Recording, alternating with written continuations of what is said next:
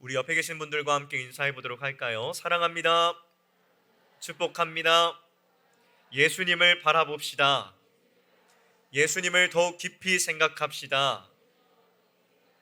아멘. 이 사순절 기간을 보내면서 우리를 위하여 이 땅에 오신 예수님을 더욱더 깊이 생각하며 또한 주님을 바라보며 나아가는 저와 여러분이 되시기를 주님의 이름으로 축원합니다.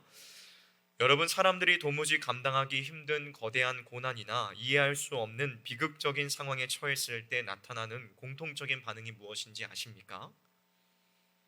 행동 심리학자들의 연구 결과에 따르면 사람들은 고통스러운 현실을 마주할 때에 본능적으로 그 일의 원인을 찾고 책임을 물을 대상을 찾는 강한 경향을 보인다고 합니다.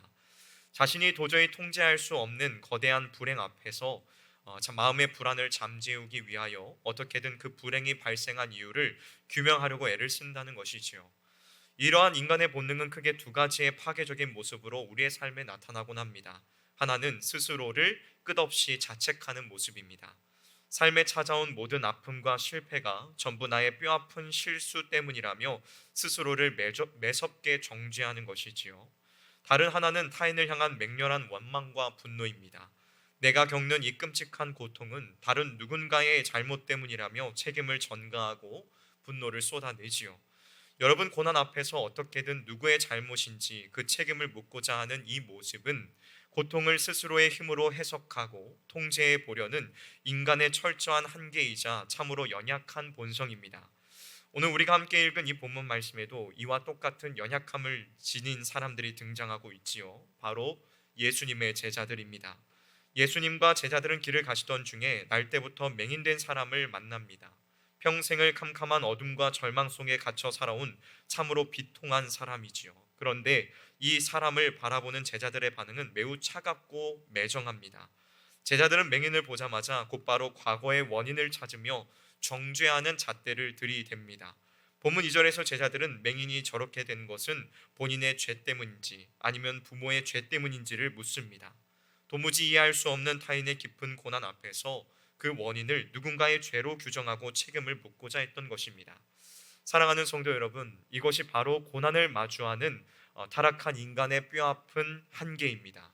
우리는 내 삶에 찾아온 아픔이나 타인의 고난 앞에서 너무나도 쉽게 과거를 뒤적이며 원인을 찾고 섣불리 정죄하는 실수를 범합니다. 그러나 우리 주님의 시선은 연약한 인간의 시선과 완전히 다릅니다. 주님은 과거의 탓에 얽매여 있던 사람들의 시선을 완전히 돌려버리십니다. 오늘 저녁 이 말씀을 통하여서 캄캄한 어둠 속에 갇힌 맹인을 향해 다가가신 예수님의 발걸음을 깊이 묵상하시기를 주님의 이름으로 축원합니다. 율법의 잣대로 사람의 생각으로 정죄하는 세상을 향해 선포하시는 예수님의 이 말씀을 통하여서 우리의 삶의 아픔을 다루시는 주님의 크고 놀라운 은혜를 온전히 만나는 복된 시간이 되시기를 주님의 이름으로 축원합니다. 먼저 첫 번째로 우리는 고난 너머에 존재하는 하나님의 뜻을 바라보아야만 합니다. 어디에 너머에 존재한다고요? 우리의 고난 그 너머에 존재하는 무엇을 바라보아야 한다고요? 하나님의 뜻을 바라보아야만 합니다. 본문 3절 말씀을 보면 예수님께서는 맹인을 향해 율법의 잣대를 들이대는 제자들의 굳어진 생각을 완전히 무너뜨리고 계십니다. 3절 말씀을 우리 다 같이 함께 읽어보도록 하겠습니다. 시작. 예수께서 대답하시되 이 사람이나 그 부모의 죄로 인한 것이 아니라 그에게서 하나님이 하시는 일을 나타내고자 하심이라. 아멘. 이 당시의 사람들은 질병이나 고난이 반드시 누군가의 죄에 대한 하나님의 즉각적인 심판이라는 철저한 인과응보의 틀 안에 갇혀 있었습니다. 물론 성경은 불순종으로 인해 징계의 고난을 받는 경우를 말씀하기도 합니다. 또는 하나님의 의를 위하여 애매하게 박해를 받는 고난도 있으며 욥과 같이 그 이유를 명확히 알 수 없는 고난의 시간도 분명히 존재한다고 말하고 있습니다. 이처럼 고난의 양상은 참으로 다양하지요. 그러나 제자들은 맹인의 비참한 현실을 보며 무조건 과거의 잘못을 캐묻는 데에만 집중하고 있습니다. 다른 가능성은 철저히 무시한 채 누군가의 죄 때문이라고 성급하게 생각해 버린 것입니다. 하지만 예수님께서는 제자들과 같지 않으셨습니다. 우리 주님께서는 고난의 원인을 과거의 죄에서 찾지 않으시고 고난 너머에 있는 하나님의 선하신 뜻에 달려 있음을 말씀하셨습니다. 다시 말해서 맹인의 고통스러운 삶은 결코 무의미한 저주나 형벌이 아니라 하나님의 크고 놀라운 구원의 역사를 드러내시기 위한 거룩한 통로라는 사실을 밝히고 계신 것입니다. 주 안에서 사랑하는 성실교회 성도 여러분, 우리는 내 삶에 닥친 크고 작은 고난이나 타인의 아픔을 마주할 때에 율법적인 재판관의 자리에 앉는 교만을 당장 버려야 합니다. 이제는 과거의 실패와 상처를 들추어내며 스스로를 정죄하는 그 참담한 감옥에서 완전히 빠져나오시기를 주님의 이름으로 축원합니다. 고난의 원인을 내 부족함에서 찾으며 끝없이 무너지는 것은 결코 겸손이 아닙니다. 그것은 우리를 구원하신 예수 그리스도의 완전하신 은혜를 불신하는 또 다른 교만일 뿐입니다. 그리고 그와 동시에 타인의 고난을 바라보며 함부로 판단하고 정죄하는 굳어진 마음, 이 역시도 철저히 우리는 부수어 뜨려야만 합니다. 대신에 우리의 모든 아픔과 눈물을 재료로 삼아서 합력하여 선을 이루시는 전능하신 하나님의 주권에 우리의 모든 삶을 온전히 의탁해야 합니다. 비록 지금 내 눈앞에 펼쳐진 현실이 고통스럽고 도무지 이해할 수 없는 캄캄한 밤처럼 느껴질지라도 우리를 향하신 하나님의 선하시고 완전하신 목적이 있음을 굳게 확신하시기를 주님의 이름으로 축원합니다. 하나님께서는 우리의 무너진 삶의 자리를 통하여 가장 위대하시고 가장 영광스러운 구원의 역사를 반드시 이루어내시는 분이십니다. 고난 속에서도 마침내 위대한 생명의 역사를 일으키시는 주님의 그 권능의 손에 우리의 모든 염려와 두려움을 남김없이 내어 맡겨드리는 저와 여러분이 되시기를 주님의 이름으로 축복합니다. 다음 두 번째로 우리는 참 빛 되신 예수 그리스도를 온전히 모셔야만 합니다. 누구를 온전히 모셔야 된다고요? 참 빛 되신 예수 그리스도를 우리는 마음속에 온전히 모셔드려야만 합니다. 예수님께서는 자신이 이 땅에 오신 분명한 이유를 이렇게 선포하고 계시지요. 본문 4절과 5절 말씀을 여러분들이 읽어주십니다. 시작.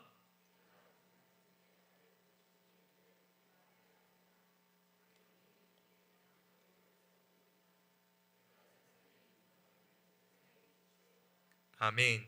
예수님께서는 머지않아 아무도 일할 수 없는 캄캄한 밤이 올 것이라고 예고하고 계십니다. 여러분, 이 밤이 무엇을 의미하는 것일까요? 이 밤은 바로 예수님께서 우리를 대신하여 친히 짊어지실 십자가의 참혹한 고난과 죽음의 시간들을 의미하는 것입니다. 주님께서는 그 거대한 십자가의 밤이 덮치기 전 자신을 보내신 아버지 하나님의 일을 완수하시겠다고 선언하고 계시는 것이지요. 그리고 평생을 칠흑과도 같은 어둠 속에 갇혀 살았던 맹인에게 주님 자신이 세상의 참된 빛임을 분명하게 밝히고 계십니다. 여러분, 평생 단 한 번도 빛을 보지 못하고 캄캄한 절망 속에 갇혀있던 오늘 이 본문 속의 맹인의 모습은 사실 하나님을 떠나 죄와 사망의 그늘 아래에 놓여있던 우리 모두의 비참한 실상을 그대로 보여줍니다. 전적 부패, 전적 타락하여 스스로의 힘으로는 단 한 줄기의 빛도 만들어낼 수 없는 캄캄한 어둠 속에 머물러 있던 것이 바로 우리라는 것입니다. 그런 우리에게 생명의 빛으로 찾아온 분이 바로 누구이실까요? 예수 그리스도이십니다. 예수 그리스도께서 십자가 위에서 우리의 모든 죄를 짊어지시고 모든 물과 피를 다 쏟아 놓으심으로 사망의 권세를 완전히 깨뜨리시고 우리를 빛의 자녀로 삼으셨습니다. 믿으십니까?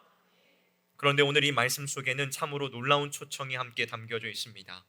주님은 아버지의 일을 내가 해야 한다라고 홀로 짊어지지 않으시고 우리가 하여야 하리라 라고 말씀하십니다. 예수님은 비참하고 연약한 제자들을 자신의 거룩한 사역을 함께 감당할 동역자로 부르고 계신 것입니다.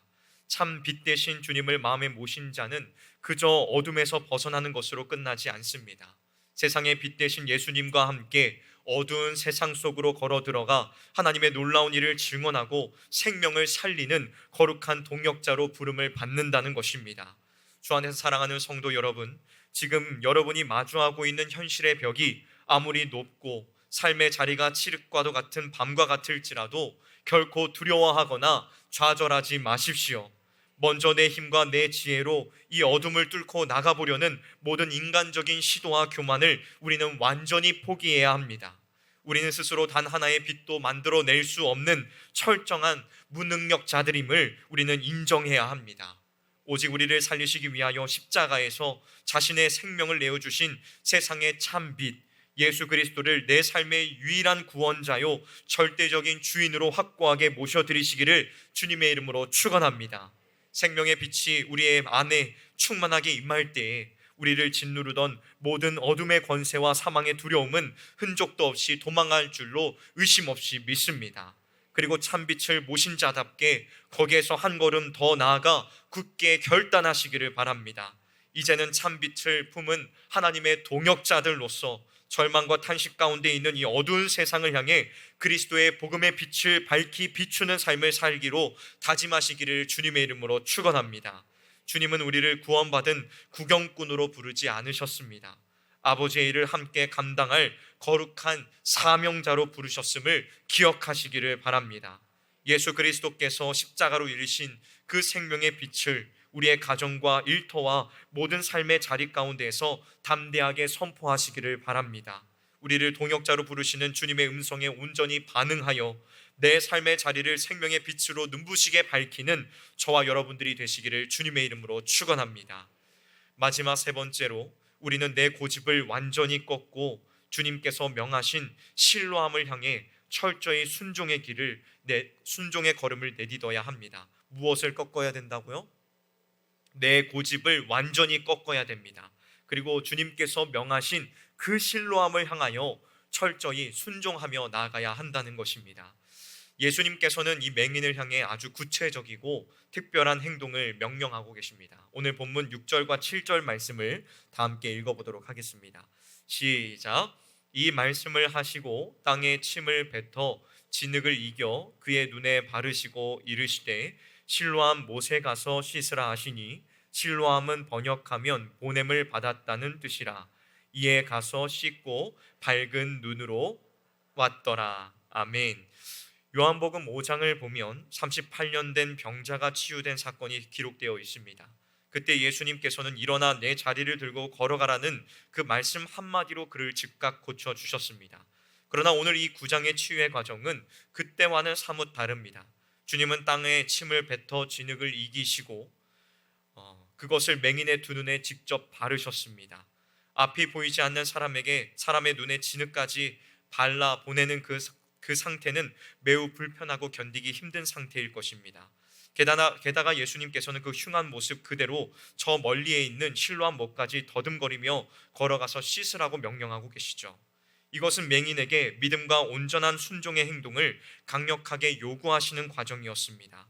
인간적인 생각과 경험을 앞세웠다면 결코 납득할 수 없는 그러한 명령이지요. 왜 하필 진흙인지, 왜 그 자리에서 말씀으로 고쳐주시지 않고 굳이 멀리 있는 실로암까지 가야 하는지 불평하며 얼마든지 거부할 수 있는 상황이었습니다. 그러나 맹인은 자기 생각과 얄팍한 경험을 완전히 포기했습니다. 그는 주님의 말씀에 철저히 순종하여 실로암을 향해 묵묵히 걸음을 내디뎠습니다. 사람들의 조롱 섞인 시선과 수치스러움을 감수하고 주님이 가라 하신 그곳으로 가서 씻었습니다. 그 순종의 결과는 평생을 가두고 있던 짙은 어둠이 걷히고 밝은 눈으로 돌아오는 참된 생명의 회복이었다는 사실을 여러분은 기억하시기를 주님의 이름으로 축원합니다. 성경은 이 실로암의 뜻이 보냄을 받았다라는 것임을 분명하게 밝히고 있습니다. 그리고 하나님 아버지로부터 이 땅에 보냄을 받으신 참된 실로암은 오직 예수 그리스도 그분 한 분뿐이시지요. 주님은 아버지의 뜻에 온전히 순종하여 낮고 천한 이 땅에 보내심을 받으셨고 우리를 구원하시기 위하여 십자가의 고난과 죽음의 길을 끝까지 순종하셨습니다. 그 완전하신 순종이 우리에게 참된 구원을 가져다 준 것입니다. 주 안에서 사랑하는 성도 여러분, 놀라운 회복과 생명의 역사는 가만히 주저앉아 기적만을 바랄 때에 일어나는 것이 아닙니다. 여러분의 모든 얄팍한 생각과 굳어진 고집을 완전히 꺾어버리고 하나님의 말씀 안에서 내 자아를 철저히 부인하며 오직 주님의 명령에 절대적으로 순종하여 한 걸음 한 걸음을 내디딜 때에야 비로소 생명의 역사가 완성되는 것입니다. 여러분, 이 세상은 끊임없이 우리의 경험을 믿고 눈에 보이는 지혜를 의지하며 편안하고 넓은 길로 가라고 속삭입니다. 그러나 우리는 오직 하나님의 말씀만을 삶의 유일한 기준으로 삼아 좁은 길로, 순종의 길로 걸어나가야 될 줄로 믿습니다. 주 안에서 사랑하는 성도 여러분, 오늘 여러분에게 주신 가정과 직장 그리고 수많은 관계의 현장이 바로 주님께서 명하신 삶의 실로함인 줄로 믿으시기를 바랍니다.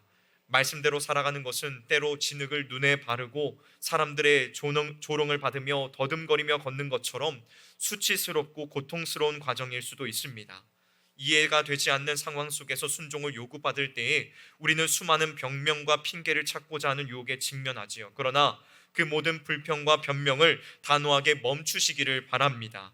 십자가에서 생명까지 내어주신 주님의 그 완전하신 순종을 기억하며 우리 역시 그곳을 향해 묵묵히 믿음의 발걸음을 내디뎌야 할 줄로 믿습니다. 참된 신뢰함 되시는 그 주님께 믿음의 발걸음을 내디디십시오.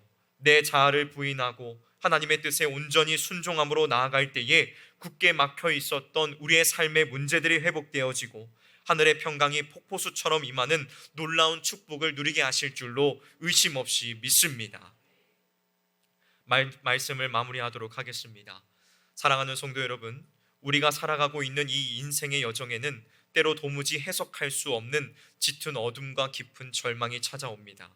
그때마다 우리는 원인을 찾고 남을 탓하는 율법적인 본성에 휩싸이거나 내 얄팍한 힘으로 그 모든 어둠을 벗어나 보려고 발버둥치는 미련함을 보입니다. 그러나 오늘 이 밤 우리는 이 모든 인간적인 수고를 과감히 멈추어야만 합니다. 우리의 시선이 머물러야 할 곳은 지나간 과거의 실패나 눈앞을 가리는 캄캄한 현실이 아닙니다. 이제는 고개를 들어 우리에게 큰 일을 행하시는 그 예수 그리스도를 바라보아야만 합니다. 우리의 뼈아픈 고난을 향하여 가장 선하시고 위대한 목적을 이루시는 분, 칠흑과도 같은 어둠 속에서 그의 백성을 부르시고 동역자로 삼으시는 참된 생명의 빛, 완전한 순종으로 구원의 길을 여신 그 예수 그리스도만을 온전하게 바라보시기를 주님의 이름으로 축원합니다. 이제는 아픔을 핑계 삼아 주저앉아 있던 자리에서 힘차게 일어서십시오. 생명의 빛을 가슴에 깊이 품고 주님께서 가라 명하시는 여러분의 치열한 삶의 신뢰함을 향해 믿음의 발걸음을 내디디시기를 바랍니다. 나의 주장을 꺾고 오직 주님의 말씀에 철저히 순종할 때에 하나님께서 우리의 삶에 그 놀라운 영광을 나타내실 줄로 굳게 믿습니다. 오늘 이 기도의 자리에서 우리에게 큰 일을 행하시는 그 주님을 굳게 붙잡고 예수님께서 주시는 참된 회복과 생명을 가슴에 안고 세상으로 담대히 나아가는 저와 여러분 우리 성실교회의 모든 성도님들이 되시기를 주님의 이름으로 간절히 축원합니다.